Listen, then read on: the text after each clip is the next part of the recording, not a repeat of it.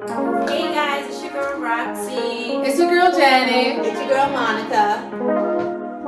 And it's your girl Lynette, and we are Scattered Four women, all different with similar viewpoints, making sure y'all listen to the topic at hand. Hot for the fans, mature conversation, man, they gotta be fam. Roxy, Monica, Janet, Annette, impressive and intelligent, demanding respect. That's what you get when you put them all together. About to change the world for the better. This is Scattered Minds Podcast. Scattered Minds Podcast. Scattered Minds Podcast. Scattered Minds and all that. Scattered Minds Podcast. Scattered Minds Podcast. Scattered Minds Podcast. Scattered Minds and all that.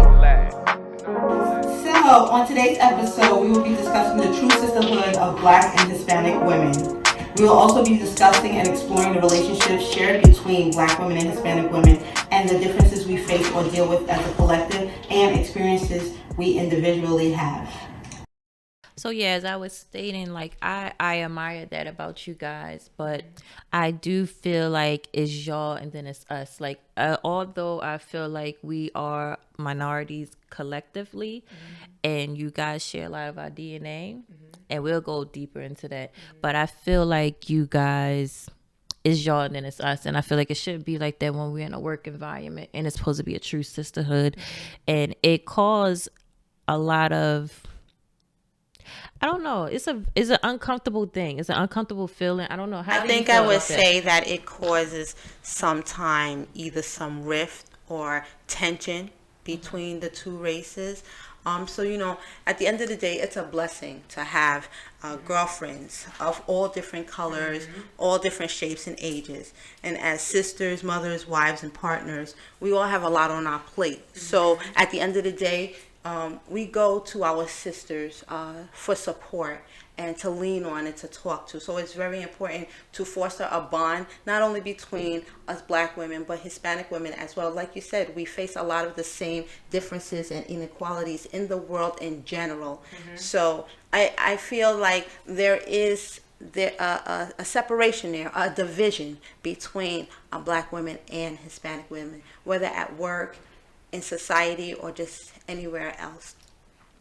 I mean, for me, I feel like I hear like everything that you guys are saying, but for me, like I don't see anybody no different. Like I still see us the same. Like, and even being like raised in a Hispanic household, just I always hang out with everybody. So like when I see Hispanic talking down about a Black person or anything, I'm like, hello, we do have ancestors that were slaves, right? You know that, if you check your DNA, you might be African American, and you're like talking down on somebody that can be just like you.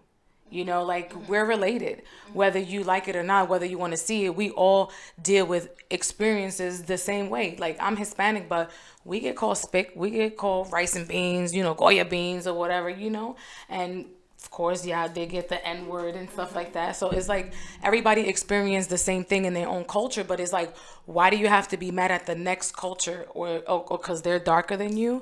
But if you look at the people that live in Mexico, Puerto Rico, you got some dark, black skin Hispanics. How about we talk about Haitians and we talk about Dominicans as well? Yeah. Like Haitians, Dominican, Mexican, even from like Belize, from the islands. Like we're all like connected. If you go back to like history, and it's like all the slavery, how they went through each island and was going and taking people from one place to the other. Like you're bringing those people to a different place. So we're all connected. So I don't know why people want to make it like divided as, oh no, they're better than me, or no, they less than me because of this or because of that. At the end of the day, we're all human beings. We get up, when you get cut, we bleed the same. There's no difference.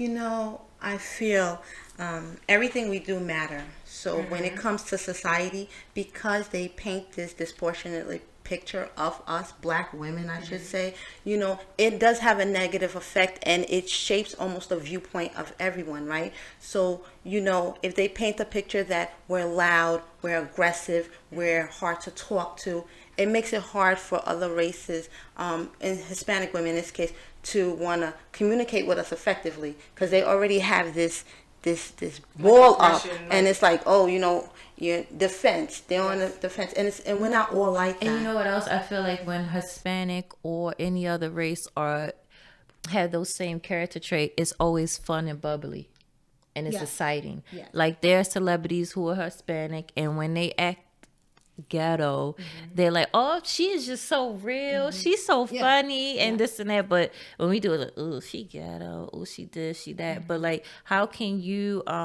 blackface us? That's what they call it, blackface us, and it's okay. It's You're really doing the same thing. yeah. It's like, we have to always be. We have to be polished. We have to be a certain way. We can't wear our hair a certain way. We can't do certain things that you guys could do. Like, I remember it was real taboo to wear your hair with multiple colors and stuff like that. But now Caucasian women can wear their hair with so many colors, Hispanic, Dreads. Indians. Yeah. Like, and it's like all of those things were looked at is like, ugh. What you think on that? So, I actually have a question for you, Janet. Okay. So, do you think that where you grew up in the area that you grew up had an effect on how you have these relationships with your African American friends? I think The that environment that you grew up in? I think it does because I was raised in an environment with all colors, like black people, Spanish people, so I was, to me, like to me everybody was equal. And I can't say like somebody else felt like, oh no, we're not the same because you're darker than me, because I have family that's dark. We all grew up together. So I never seen a person like, okay, so you're dark, so I don't like you. Regardless if somebody's like, oh, you too black, or you too white, or you too Hispanic. But I'm mad loud. I'm Puerto Rican. People be like, oh my God, you mad ghetto.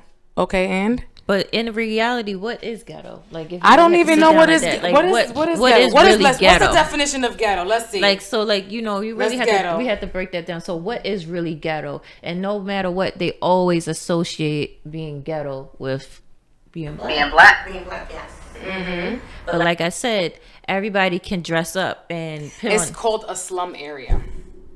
A area where someone lives is a slum. That's what it's called, a ghetto.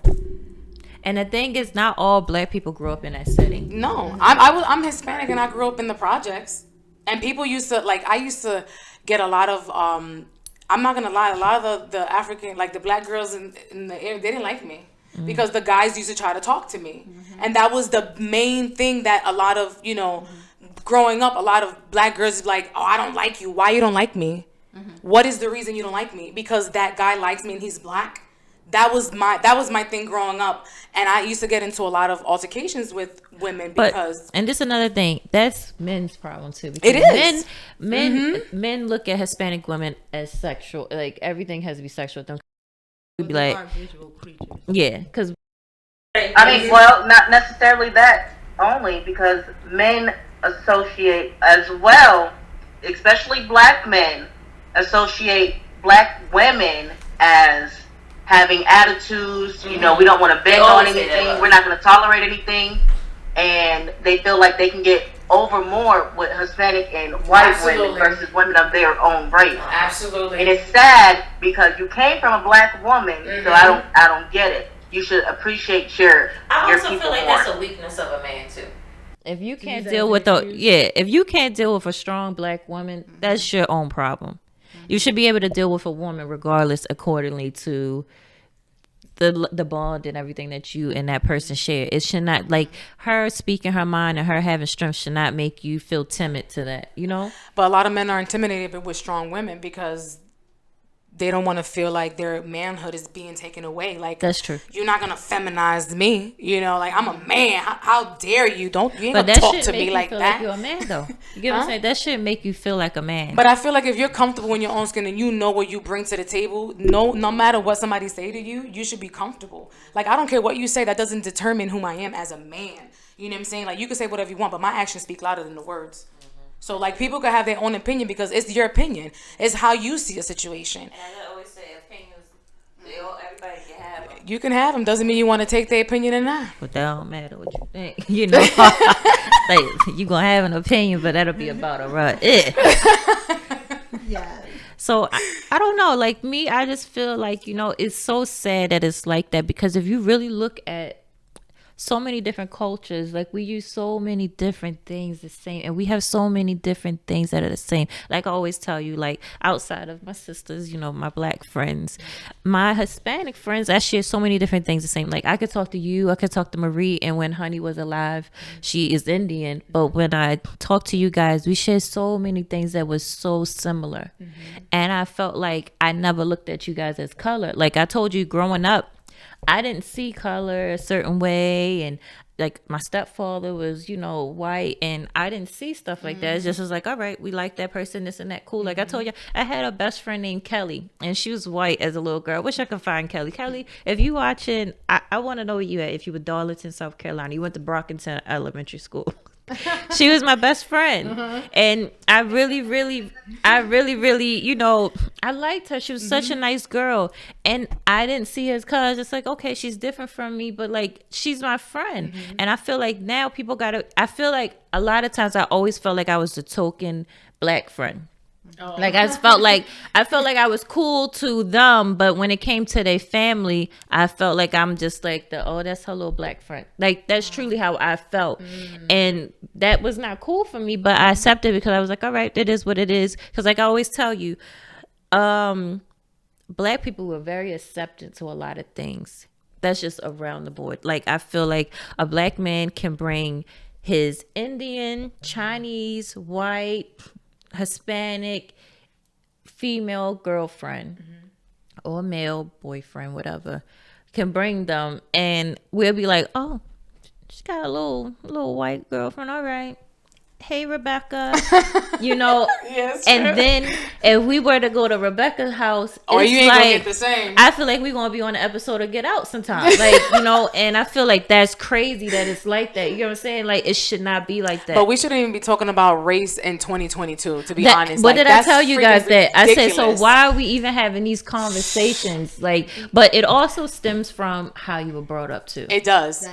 Like, I mean, I was aware of, the obvious of race and stuff like that, but like it's also what you taught in your household. Like my mom didn't always just speak about it. It wasn't like just digged into me like that. It was just like, these are things you're gonna experience and things like that. Like I told you, in my household, nigga was not, can I say that?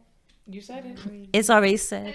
So, like that word was not even brought up. Like I said, growing up, like I remember telling my sister that one of my friends said that, and the look that my sister gave me was like crazy. Like we don't say that. So like that's why I always say, like everybody's household is totally different, and like I had to learn that everybody's not brought up the I same. never said that in my house. So I mean, we Hispanic, so we never said the word in my house.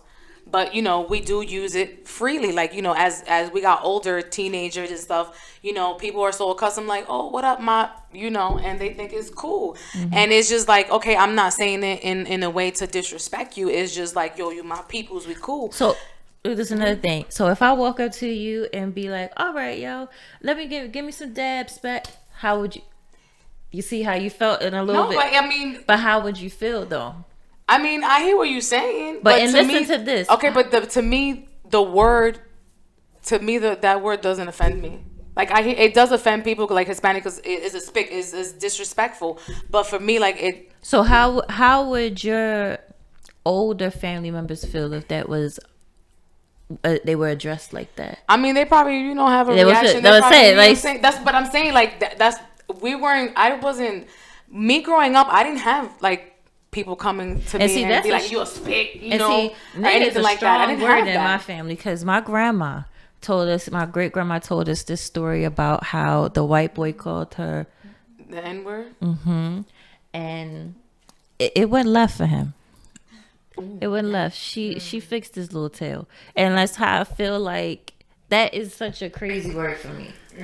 So getting it, no, it. I mean, it is. It really shouldn't even be around, but it is. And then you ask the question: why are we even still having this conversation in 2022? It's because it's a conversation that has never been to the forefront and been discussed openly. We like to brush a lot of things under the rug. We like to kind of just push it on the side as if it's just going to go away.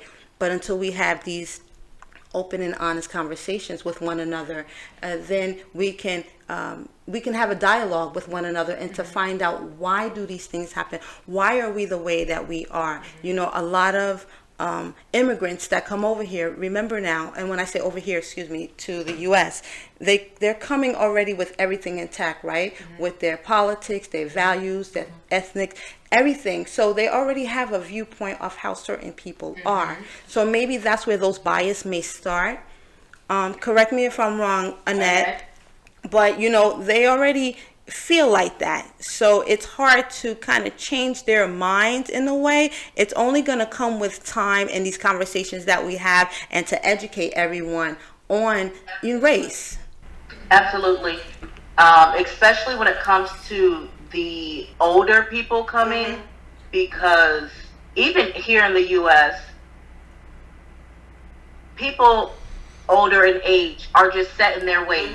They have this set mindset, and there's nothing that you can do or say to change that. It also does not help that society, social media, music, movies, and all of these other factors glorify disrespect of women.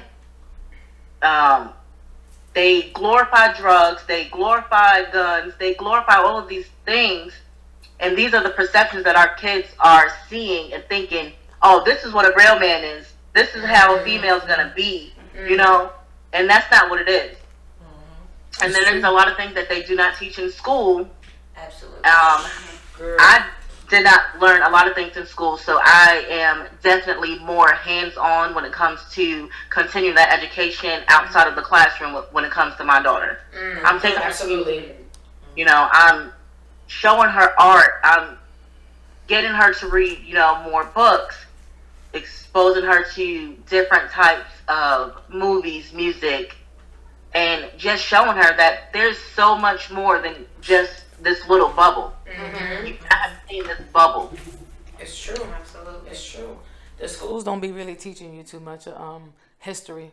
I mean, they still teaching Christopher Columbus. I mean, And can we get into the fact that it was the Haitians who actually freed slaves were the first to do free. it. Okay, They were actually where first. where you learn this at? I know, because I didn't know. Like, I would like. I mean, like, I took the chance to, understand my history as well as others as well. Like, and I feel like a lot of people don't take that opportunity to look up different things, like, broaden your mind and be like, you know what, I want to learn something new. I want to be able to be educated on different topics. So when I walk into a room, I can already expose you guys to everything.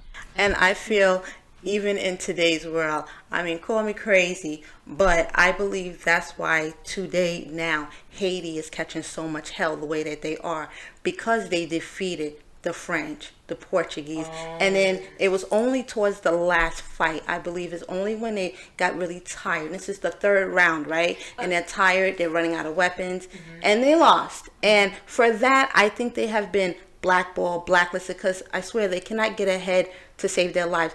Not to mention, the corrupt government and other things of that. But that country has a lot of resources, more than people know. They're not dirt poor. They have a lot. And also, like they said, that the Portuguese was one of the first to help the slavery. They played a big part, and not in a good way, with slavery Portuguese people as well. And that's crazy as well. Yeah. And not only that, like, even to realize that how close DR and Haiti, like, how close it is. They, like, you could, no, it's not even, it look like you could walk over. No, you can. You might get attacked by some little animals in the woods and stuff like that. But like, it's literally like right there. But I don't understand why they hate each other. That's my big thing. Why Dominicans and Haitians don't like each other? What's the big deal? You know what? I always said, it starts from the beginning of What time. do you think, Annette? So shed some light on that. There's a lot of things that can play a factor.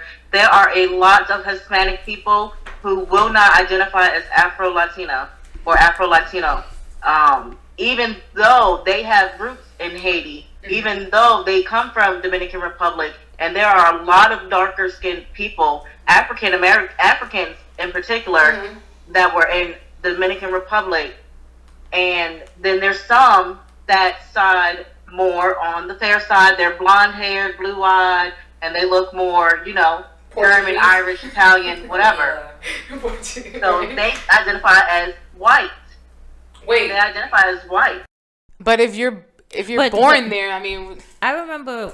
Well, working in the medical field, they have our questionnaire, and they say, "Do you identify as African American? No, Hispanic." And then it's, "Are you African American, Caucasian?" And pause 1 moment, please. Hold on. And then they have Black Hispanic. I was told when I was told, you're supposed to put them as Black Hispanic because I guess the person who told me that was put on to the reality of, Hispanic having. That's crazy because my mama told me to put it as white. You know how they tell you, you got to check as white and then Hispanic. But once again, is the microphone on? Yeah, once again, I always tell you guys, if you have a curl pattern, you're Black. I didn't say I wasn't. I'm just Can you hear saying, me? You're Black. I'm just saying what, One more time was told to you're me. Black. Yes. In some places that like when they say my ethnicity, like I'm Hispanic, but I have to put a race, and they say your race is white, and I'm like, why? I never understood why. maybe it's being close to your features and what you look like, because if you're checking off the box and if you're not doing it and someone else is doing it, they're going to closely identify you to what you look like, not what you really are. So if you're more closer to the European looking side, they're going to put you down as white. And if you're more closer to the African American side, they're going to put you down as Black. Because I've seen those boxes checked for Hispanic people, but as Black. And I was like, he's not Black, he's just speaking whole Spanish. But I was like, oh, okay, because he has darker skin, because his hair is coarser. And then I'll see a Hispanic that's closer to the white side. And I've paid attention, and I was like, oh, that's just very interesting. And not for nothing, they get really, really, they feel insulted if you even say, And I'm like, so I guess you don't want to have any melanin in your skin. But I mean, we all got, look, same amount of melanin. It's just some are a little bit darker than others. The freckles are melanin too. At the end of the day, there's 3 types. It is. No, it's like it's the same. You have the same amount of melanin in the body. So it would be for me and Monica. So for me and Monica, we would have this the black of the berry to the juice. She's like, She's so funny. And how black is the berry? You see, she's trying to say. She's trying to say they juice is sweeter. I mean, when you pick fruit, right, and the darker it is, or the more riper it is. Oh, okay then. So I mean, there is some truth to that baby, I'm kind of sweet, shit, right? baby. We don't put it on that way, but I have to piggyback that because that's what it is. But at the end of the day, there are 3, not the same amount now. No, if you look at it, and if you look at genetics wise, right, everybody has the same amount of monocytes. Yes, everybody is just one is more darker. More darker than the other, like more. I don't know. It's more darker because remember you got 3. I mean, feel free to Google, but I don't think that's the case because you got the phenomelanin, and you have the uromelanin, and you have the neuromelanin. Now the neuromelanin is the one that's in the brain, and then the uromelanin, that's the one that is closely with the melanocytes, and it's the more melanocytes you have, it's the more melanin you have. And then so not the only darker that, if that be the case, then why are we having people taking people body parts and don't we want to go there? Okay, all right, we'll just body parts. Well, we're back to the sisterhood. Okay. Right? Don't worry, we'll definitely touch on that. But side note, melanin is like the most expensive thing on the market right now, more than gold. So again, the more melanin you have, the more absorption you can absorb from the sun, the light. The less melanin you have, so you can't say we have the same amount of melanin because if you stay in the sun, you'll burn, right? If I stay in the sun, I may burn, but it may take me a little bit longer because the color of my skin, that pigmentation allows me to absorb the sun. So it's like my built-in sunscreen, if you want to say. So no, so I mean, it's a protection, but we have it all through our body, and everybody, all animals, all living things have this melanin in our body. It's just more have Some people have more than others. But back to our sisterhood. That's clear. So, yes. Because I get mistaken as mixed or Spanish a lot. People walk up to me and just start talking Spanish to me, and I be looking at them like, Yes, they ask her if she's Spanish. They're like, you Puerto Rican? why you don't speak Spanish? I'm black. See, I would That's look fine. at if I look to look But at it now, you wouldn't even imagine how many Hispanic people don't even speak Spanish. They're lying. Really? Yeah. No, seriously. And let me tell you, a lot of people speak English. And listen, they get upset if you ask them a question. I remember one time the old lady, I asked her just for her date of birth. The lady closed her eyes just like this and went next to me. The old lady. They don't like change. They don't like to learn something new. They're stuck in their ways. It's like trying to teach an old dog new tricks. Okay. So then I have a question. When they come here, do they feel? It's like I feel like they get upset that they came to a whole nother. And you don't speak Spanish. Yeah. They feel like they I don't know why is that, because I feel like if you're coming to the United States and we speak English, we're accommodating you. Don't get me wrong, there's a lot of different nationalities, different race, everybody speaks different languages, but a lot of people that come from, You think it's change? They don't want Yeah, to adapt. they don't Yeah. want to adapt to change because they're so used. Remember, they come over when they're already older, so they're used to everything that's going on in their country, wherever they're accustomed to that. So like I speak Spanish. I've never I speak both languages, but like my mom, she speaks English and Spanish. She doesn't speak it to amazing, but she know how to speak. And when I speak to her in English. When she says something wrong, I correct her. You're gonna have to learn. You've been in the United States for how long? You need to learn how to speak English. Not everybody's going to accommodate you because you speak Spanish. Not everybody that looks Spanish can speak Spanish. Like a lot of people were born in the United States that are Hispanic and they don't speak a lick of Spanish. They're quick to speak a different language like Italian or something else. Right? Yeah. I mean, my daughter's grandmother is Puerto Rican. And her great-grandmother is Puerto Rican. They speak Spanish to each other, but none of the kids speak Spanish outside of Alea's aunt. What? She's the only one that took the initiative to learn to speak Spanish. The rest of them do not speak Spanish. Wow. But it goes to show, like, a lot of people that were brought, like, a lot of people that moved to the United States, they feel like they don't need to teach their kid that. But I mean, I feel like that. I feel like that's an advantage. That's a good advantage. I feel like you should teach your kids. You should give them culture. I feel like they should know because that's in their culture and things like that. But like that's even with like I told you guys, they said my great grandma when she came over, she used to speak the African dialect. My great grandmother, and none of them. You couldn't pay my grandma and them to tell me what she probably was saying now. But God rest all of them. But I feel like those are things that I really wish that they would have took a more of an interest in, and I would have been able to have, so I could teach Nyla or Amir when they come along those different things. Like I always feel like it's so good to keep those things within your family and within the culture, and they could grow and have it, and it's just a long.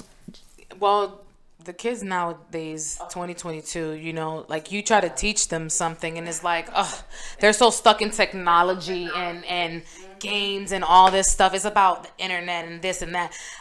Look, give me that phone. It's going to put away. We're going to have a family time. We're going to play a game together. Do parents have like dinner with kids like after they get home and stuff like that? Like everybody sit at the table. I mean, I'm not going to say it's a consistent like everyday thing, but I try to like, let's go sit at the table. Let's talk what happened. How was your day? Put the phone down because they're so used to it. They want to sit down and look at the TV while they're eating because, I didn't have that. I didn't have my household when I was growing up. I didn't like my mom didn't say, come sit at the table and let's eat, as a family. I had to like literally go into a black household and I saw that. My oldest son's grandmother showed me that. So like even though I was a teenager, I was taught somebody else's, things that they're accustomed to. It was always a family togetherness. It was about bonding, about, getting together for holidays, birthdays, stuff like that. Sitting at the table. Oh, we don't do that. We turn it off when we sit at the table. We do our homeworks with the TV off. When we eat, we sit down and we talk to each other, and like, I wasn't brought up like that. Do you really. feel like that was something that you did with your son, or do you feel like you were brought up like that as well? Because I was brought up like that, to sit at the dinner table with the family, and it was a lot of us. I had to incorporate that with my son as well. And even as a single mom, it was just him and I, but I still made it a thing for us to gather at the table, just him and I would just ask him how was school, talk to him a little bit, no TV, no phones. Well, he wasn't have phones at that time, but no TV, no phones, and just him and I, because I want to know how he's doing. I want him to know that I'm interested in him and what's going on, how was his day. I believe in this day and age, we have lost that with technology because everybody is so distracted, including the parents. And, you know, no one is really paying attention to anyone because everybody is so involved with their phones.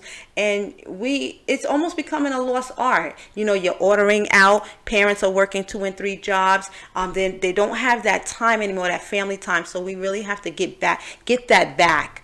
Because, you know, it was definitely a useful tool, you know, because that's where you find out things, right? You know, we're talking and finding out. That's how you find out things about the kids. Absolutely. I mean, And that, do you feel like at the end of the day, that's something that you were exposed to that as a child, or do you feel like you are bringing that into my god baby's life?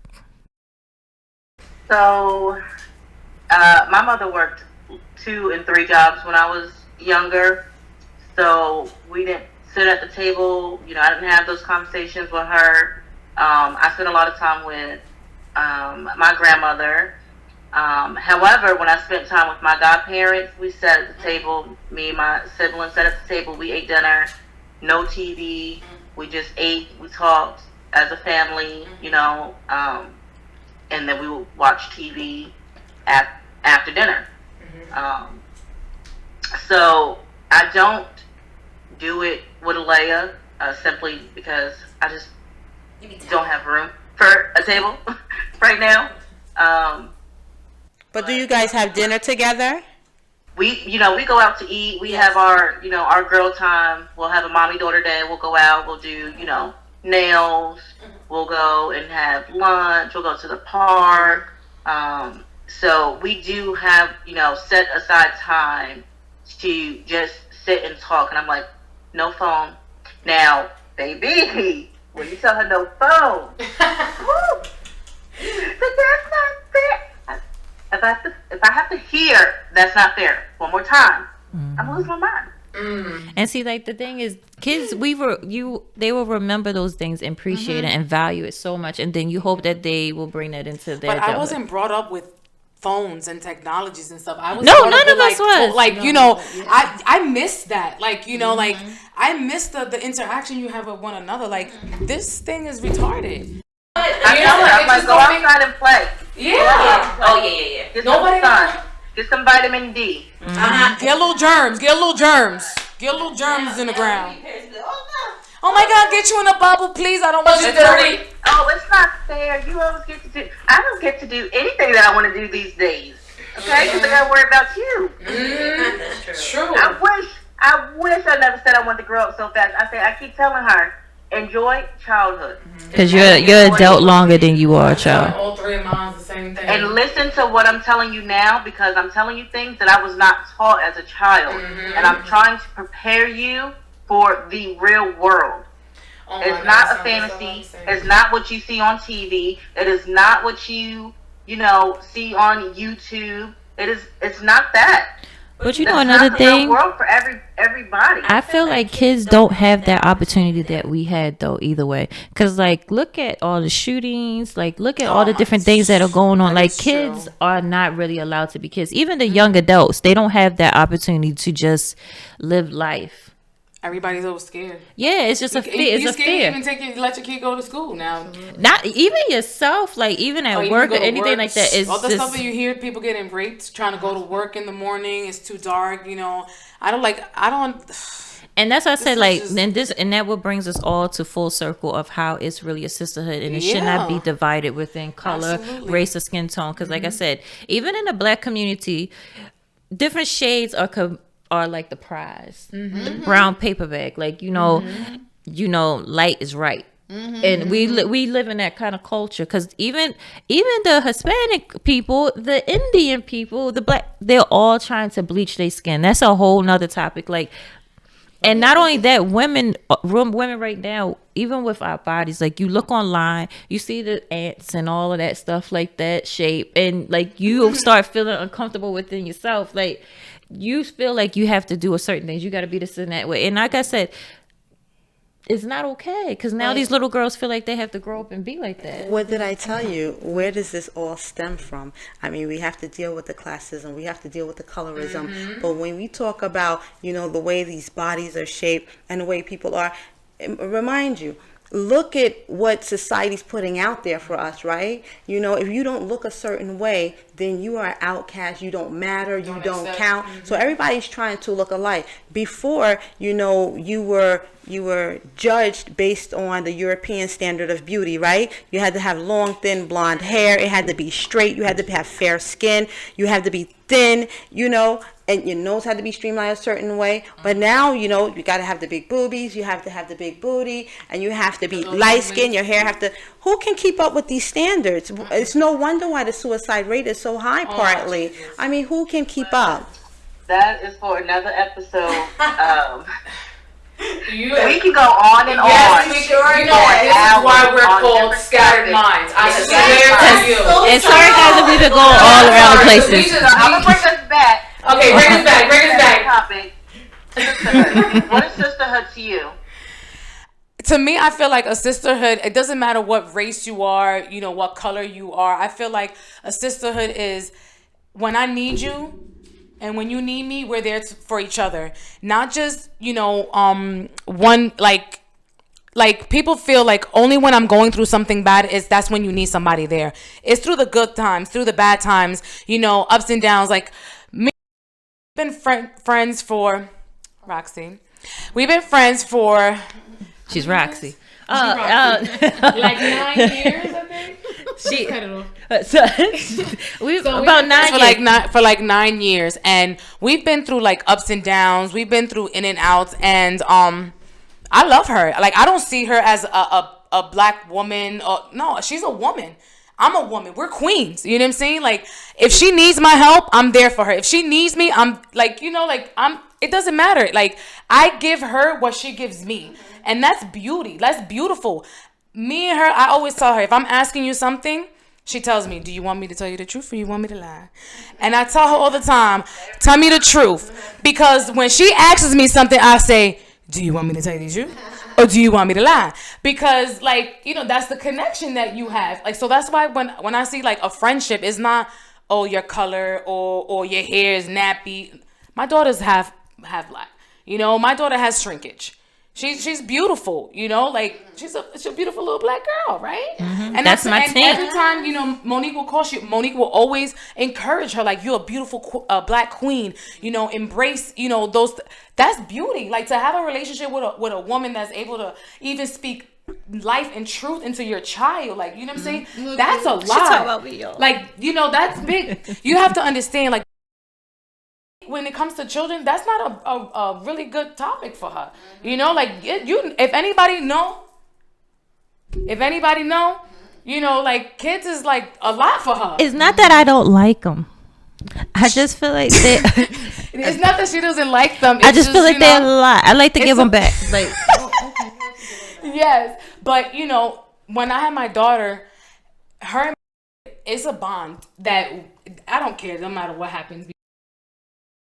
Nothing's gonna happen. Listen, I was mad at her. Listen, I was mad at Janet, and we didn't talk for like a couple. I was mad at her for like a couple of months, and I said, "Listen," I said, "Can I talk to her though?" Like, that's exactly what I told her. I said, "But can I talk to her though?" And she was like, "Yeah." So I was talking to Tank and everything like that. Like, I genuinely like, I love that baby. Like, my friends' kids, like, I love them like they moms. Like, if anything happened to them, like, I would take my friends' kids on and look out for them, and that's just my loyalty to them. Like, I'm not just your friend. Like, your kids are my kids too. Absolutely. But that's the beauty of having a friendship like that, and a lot of people wish they had that. But you have to go through ups and downs. You have to go through the battles, you know what I'm saying? But whatever stands after all of that, that's real. That's true. Sorry, my bad. That's true. That's real, Yeah. right? You know, like that's what I love about the friendship. Even like Annette, like we all was working in the same place. Like when I came there, like, you know, I didn't really know anybody. I'm loud, crazy, wow. I mean, Roxy was like, calm down. Calm down. You is just woo. Calm down. And I've did really good. Like I've come a long way. Nice. I mean, traumatically, you know what I'm saying? Like I've come a long way. So I really appreciate, you know, the words, the encouragement that she gave to me, that her mother installed in her, that her grandparents installed to her. Like, you know what I'm saying? Like the stuff that I hear that come out this woman's mouth, amazing. She's a doll. She is. She is. Y'all don't do all this right now. Don't do this right now. What's sisterhood to you, Annette? Annette, what you? Same question for you. What is the sisterhood to you? Sisterhood is us. You're right. It's a unity. It's it's something that you build. It's a safe place. I feel like if I have a conversation with out of Annette, Janet, Monica, or Marie, if I feel like if I have a conversation with you guys, I feel like it's a safe place. I feel like I can talk to you guys about anything. I feel like it's a little bit of me in each and every one of you guys. And I hope that it's a little bit of me in each and every one of you guys. You know, I just feel like it's just a certain kind of connection you have with women. I say all the time, I've had so many friends, but I never had sisterhood the way that I had with you guys. So like, it's a different level. I feel like when I come to you guys, I feel like it's coming from the most genuine place because of our history and the places that, you know, the ups and downs that we all have been. And like, I appreciate it so much. Like I tell you guys all the time, I have 4 friends and that's it. That's it. And that's just how it is. And I'm not looking for a whole bunch of people. I just like the quality. Like, you know, it don't matter to me. Like, and I don't be looking for no extra people. Like, I'm straight. How many times I tell you, I'll be like, what I got. I'll tell you straight. I'll be like, no more new friends. Like, because I've tried, like I'm a person, like, when I'm true and loyal to you, once you disappoint me, my toxic trait is I will just shut off. Because I guess that means I'm sensitive. Like, I'm a person, like, I give my all to you. I'll hold your secrets. I won't tell anything. I won't say anything. And I won't even talk about you dirty at the, you know, our fallouts. But I feel like, you know. It takes a lot to you to get there, though. Yeah, I do. Because you put up with a lot of BS. So how do you feel about, you know, sisterhood? Annette? Is it you? Annette, me? Oh, you want to ask the question? Yeah, I'm going to go last. Okay.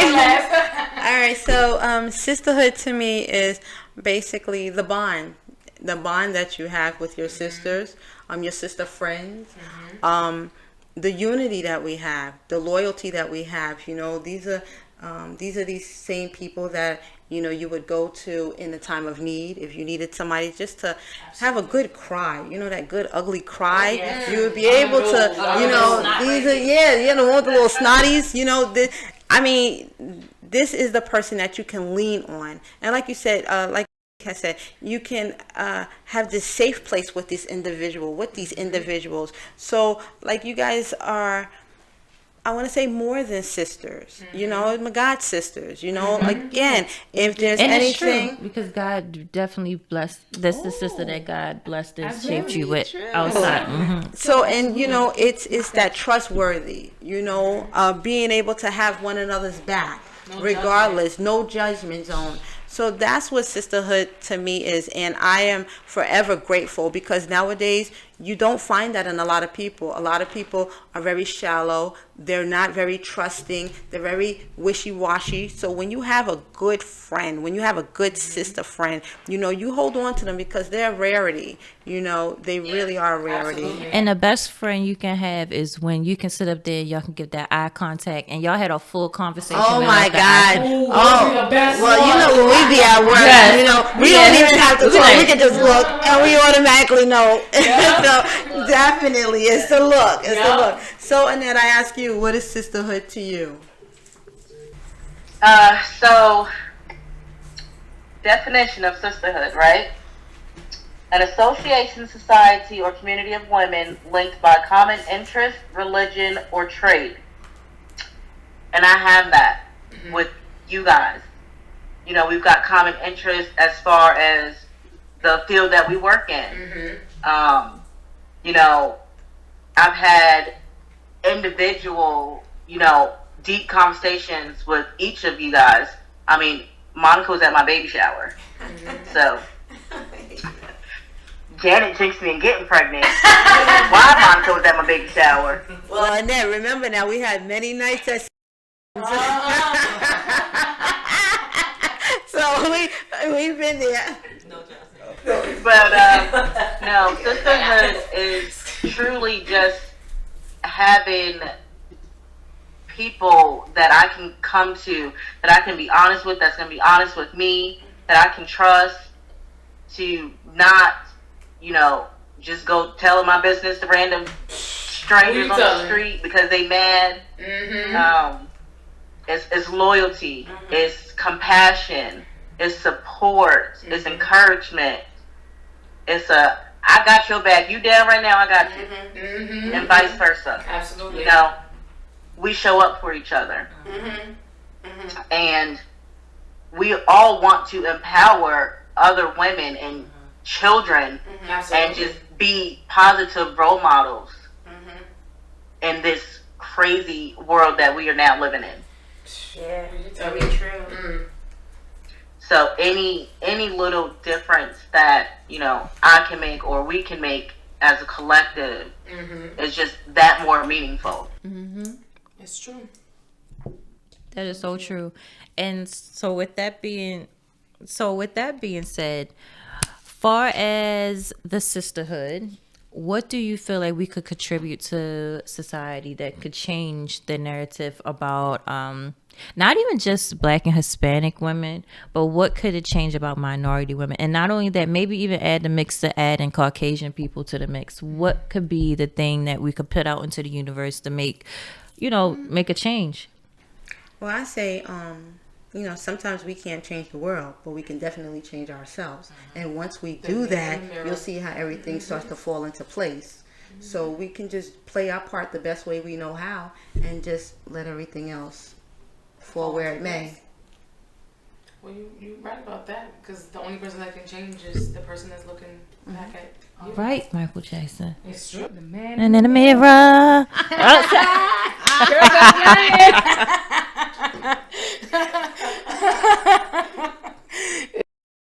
Now Loki want to start singing. I'm hoping that he changes ways. I had that album, I yo. know, that's right. I had a cassette. That's how old I am. I had a cassette. You're going way back. I did. I might have been bootlegged. Oh no. Stop. So what is the goal of this podcast? Well, for me, the goal is for everybody to just look at this podcast and feel like they see a little bit of them in each and every episode. I want them to look at each and every one of us and be like, you know what? I feel what she's saying. I see where she's coming from. I understand where Annette's coming from. I understand what Monica's dealing with. I understand what Janet's saying. You know, like, I want them to understand what Roxy's feeling. Like, I truly want them to understand. I want men to watch it and be like, okay, I understand where these girls are coming from. I want little girls to look at it and feel like it's a safe place where they can understand their development and growing into a woman, what is to be expected and not to be scared, you know? And I want older women to look at it and feel like they paved the way in their footsteps to make us, you know, great women that we are today. You know, I don't want them, you know, I want, when my grandparents look at us and they be like, you know what, I feel good about what seed I planted for my kids and my grandkids. And I feel safe that, you know, they're trying to change the world. Like, I really always, you know, I always tell y'all since I'm a child, I just want to change the world. I might can't change it today or tomorrow, but I truly want to change the world. I tell my husband that every single day. I know you do. You know, I tell you that, baby.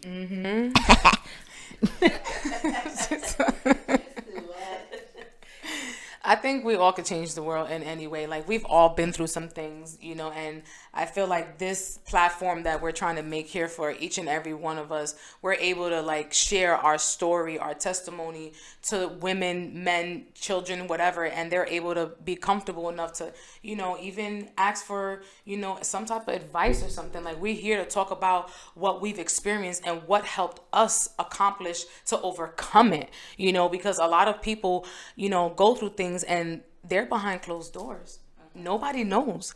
I experienced that. I was behind closed doors, experienced things and nobody knew because I walked out with a smile on my face. And everybody thought I was perfectly fine. Everything was good. But I was crying. I was on my knees. I was praying to God, asking him to help me, you know, and I feel like bringing this platform for people to be able to come and be comfortable to talk. We're real. We're coming from a genuine place. We're coming from a place of, you know, of when we struggle, yeah, we're vulnerable, you know, we fall short sometimes, you know, but guess what, we get back up. And it's good to have women around you to be able to say, look, I'm on the same page as you. Nah, you're not gonna be down. Let's go, get up. Let's go, get up. We're not having that. Because when I'm down, I expect that from my sisters, you know, to be able to lift me up. You know, it's a spiritual thing here. We gotta fight against, you know, people trying to make us hate each other. You know, like, it's just, we're women. We all have the same thing. You know what I'm saying? Why can't you be happy for the next one? What is so hard for you to say, you're a beautiful queen? Why is it so hard for that? Because one thing about me, I'm gonna tell you this: I could dislike somebody with my whole But if heart. you looking good, but girl, if you are fly, not even the appearance, but your qualifications, different things like that, I'm going to be like, you know what, she's doing her thing no matter what. I'm still going to credit where credit's due. And I feel that's another thing. Women have like this, like, I don't know, they have this within themselves that they feel like they can't give another woman a compliment or encourage I think them. this is how you was raised.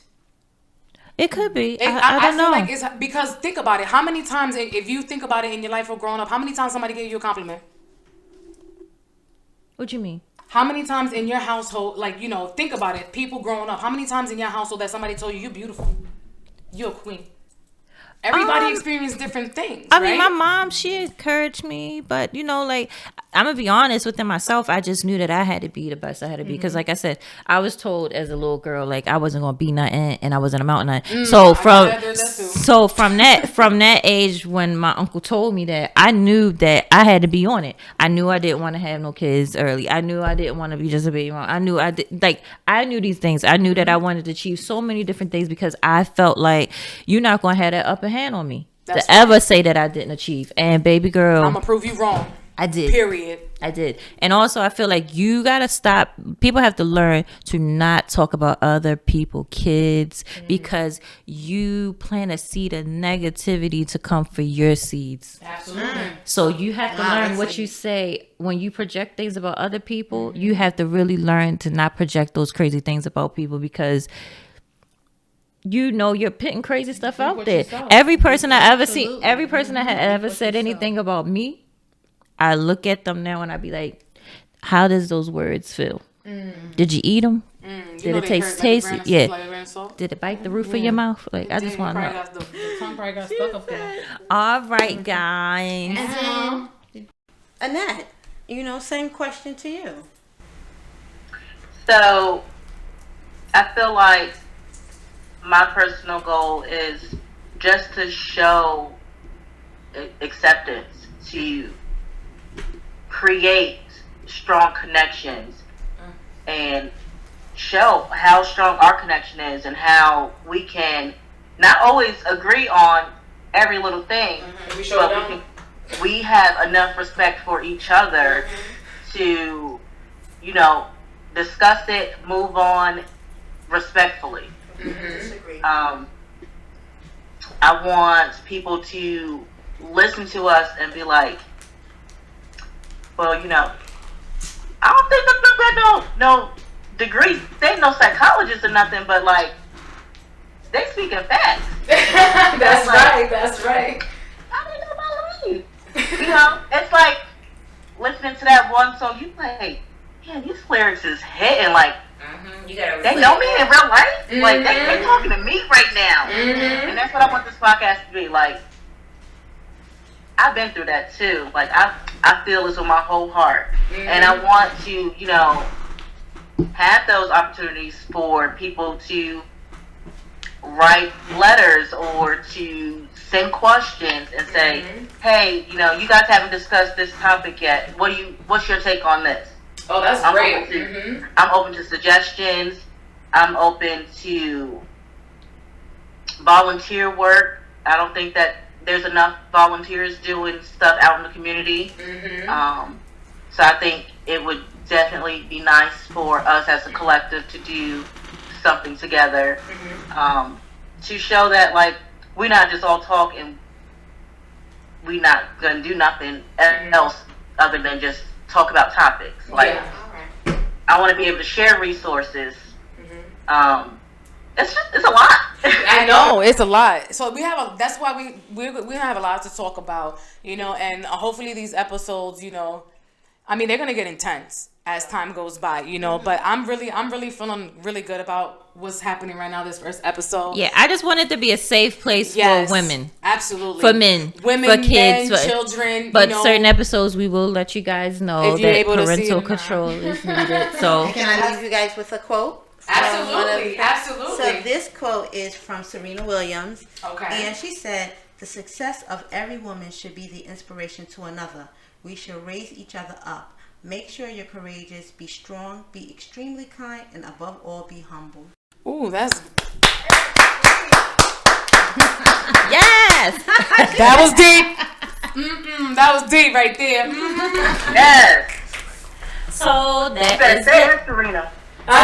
Listen, guys, this is the end of Scattered Minds. We hope that you guys enjoyed it. Yes, we hope you enjoyed it. And we just want to let you guys know that there's so much more to come. And how do you guys feel about this? I feel great. I'm ready for the next one. I am too.